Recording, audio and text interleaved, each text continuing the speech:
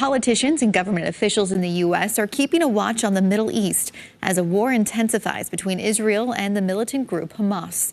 It has already claimed more than 1,800 lives on both sides and is expected to escalate. Israel said Hamas and other militant groups in Gaza are also holding more than 150 soldiers and civilians hostage. Today, KELOLAND's Lauren Solich spoke with an international studies professor at USD about the war and what comes next.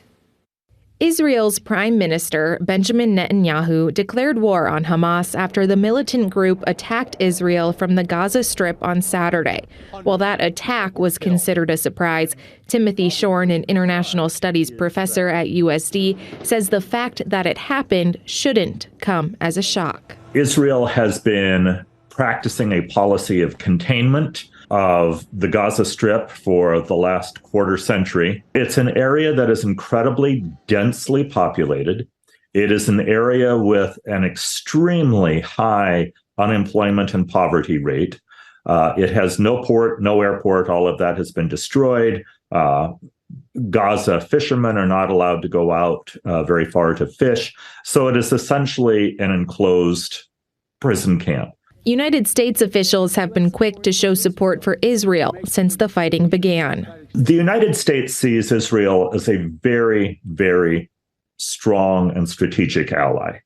And our relationship with Israel goes back to Israeli independence, when President Truman believed that we had a responsibility to protect the Jewish people in the aftermath of the Holocaust. Shorn says the U.S. will show support to Israel by sending weaponry and ammunition. I think any American action, any American activity of boots on the ground would be very limited. I think if we were going to do that, it would be training and support staff for particular weapon systems. Now, he says it will be interesting to see how the United States and other Western countries support Israel while also helping Ukraine in its operation against Russia. We already know that a number of Western countries were starting to run low on supplies, military equipment, ammunition. Lauren Solich, KELOLAND News.